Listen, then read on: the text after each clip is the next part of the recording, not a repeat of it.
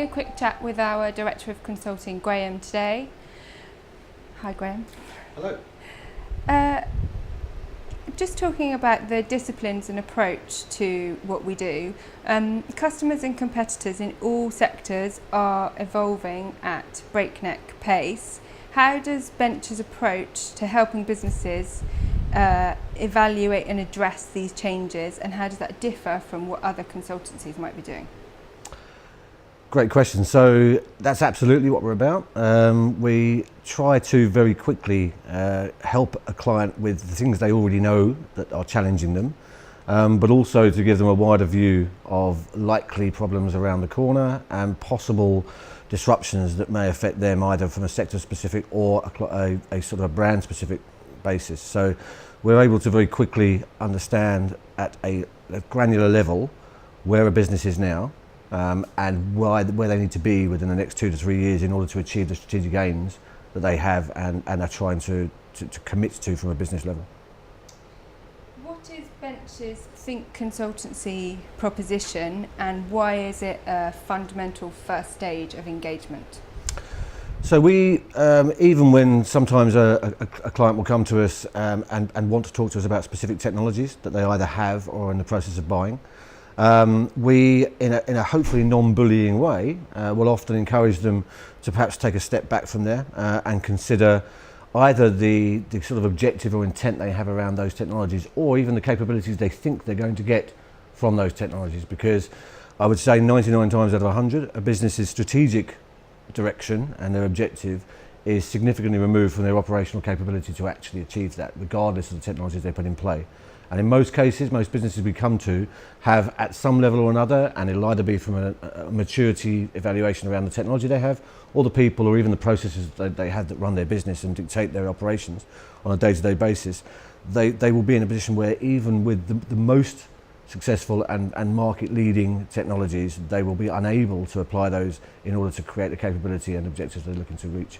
So the first thing we do is encourage them to think about how they are set up to even exploit those technologies. As a business, when should they think about engaging Bench to support?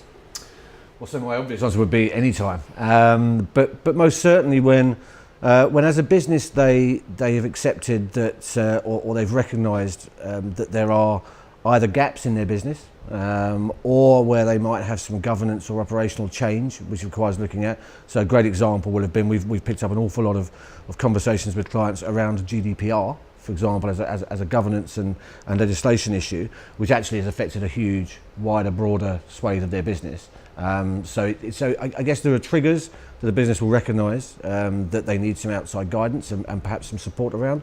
But I'd say really, if as a business you're considering investment, and that investment is largely around technology or to some extent the deployment of new media and new ways of customer engagement, or new channels of customer engagement, that's an ideal time to speak to certainly Bench and to our Think practice.